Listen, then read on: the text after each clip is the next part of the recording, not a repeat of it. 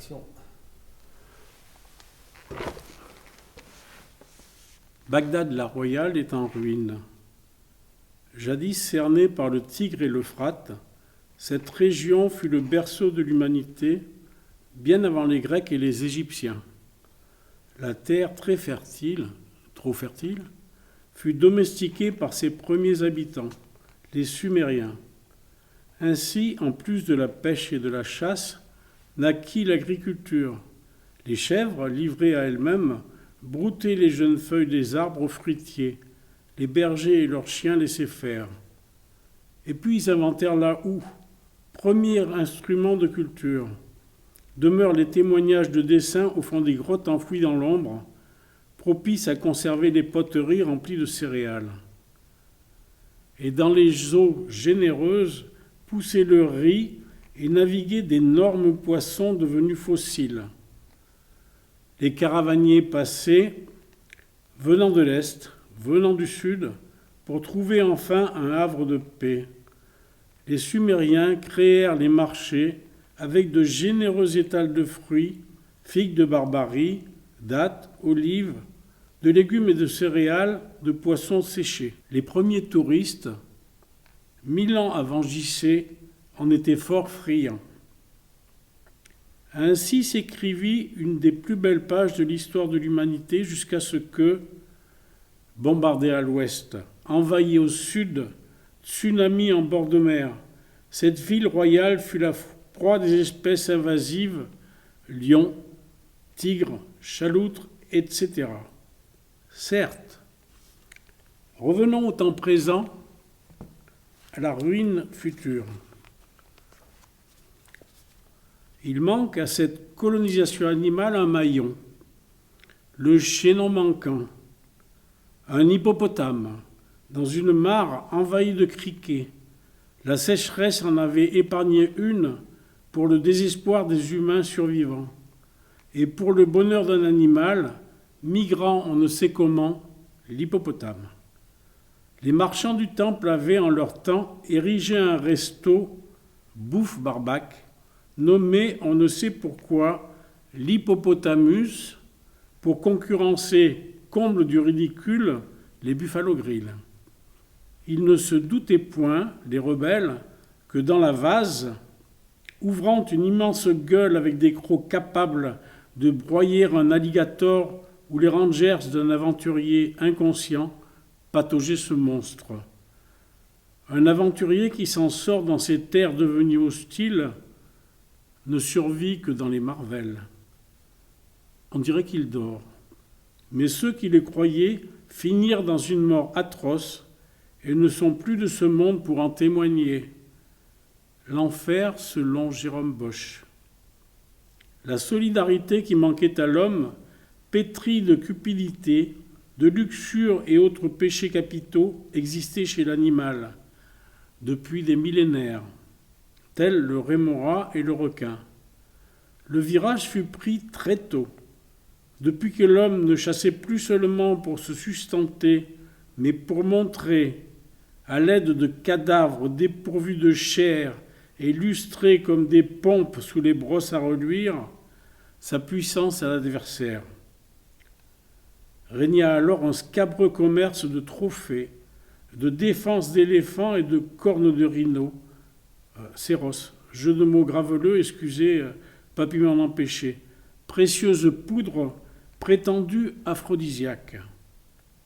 Et les espèces animales se réduisirent comme peau de chagrin jusqu'à ce qu'elles se dressent et se révoltent. Alors Bagdad la divine, Bagdad truffée de princes et de princesses, Bagdad se viva de ses pétrodollars, sous les crocs, les dents, les épines. Et les hôtels, même les plus richement ornés, finirent petit à petit par s'écrouler, rongés par les vents de sable et le manque d'entretien.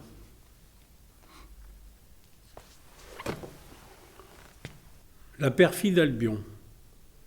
Contrairement à ceux qui, bien planqués derrière leur bureau d'acajou, l'affirment, il n'y a pas de guerre propre, il n'y a que des guerres sales. Et qu'y a-t-il de plus stupide que les guerres coloniales ? une meute de contrées dites civilisées, l'Espagne, le Portugal, se taillent la part du lion. Pourquoi le lion qui ne chasse que pour bouffer et nourrir ses petits? C'est du moins ce qu'on apprend dans les dessins animés guimauves de Walt Disney. Walt Disney, boulimique copieur de méchants contes pour enfants, a dangereusement frayé avec tous les bords, même les plus suspects, et a racheté, plus vorace encore que les émirs du Koweït, tous les concurrents qui n'avaient qu'un seul choix, vendre ou périr. Walt Disney, le Michael Jackson des images animées. Donald, le prénom de Trump, quel hasard, qui court après le fric de Picsou. Le fric, le fric, le fric. Le moteur de l'intelligentsia Amerloc. Et pendant que les vrais créateurs crèvent de faim et se consolent dans du mauvais alcool, ce géant plagiaire drogue l'imagination infantile. Est-il vraiment difficile de séduire un public de moins de 10 ans lorsqu'on a obtenu le quasi-monopole de la diffusion?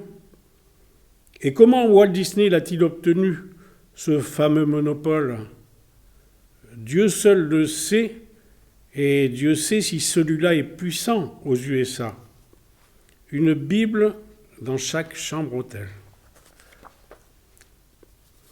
Pas un film n'existe, même ceux qui ne nagent pas avec les requins d'Hollywood, sans qu'à un moment ou à un autre, le père fasse lever ses 4 enfants de table pour réciter le Bénédicité.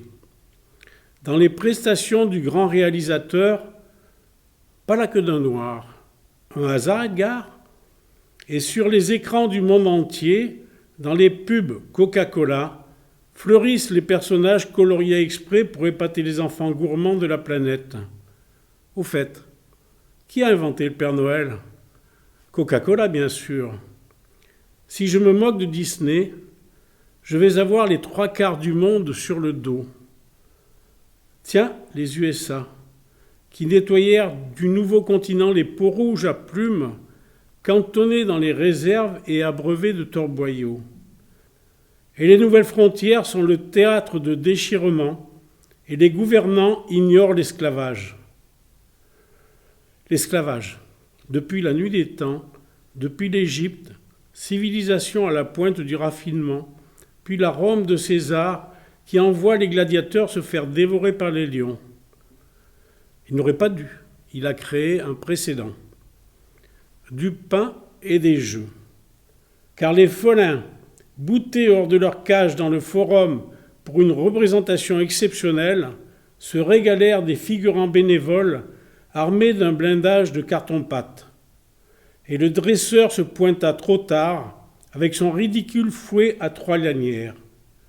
Une lionne, encore plus féroce que les organisateurs du show, avala son bras jusqu'à l'épaule.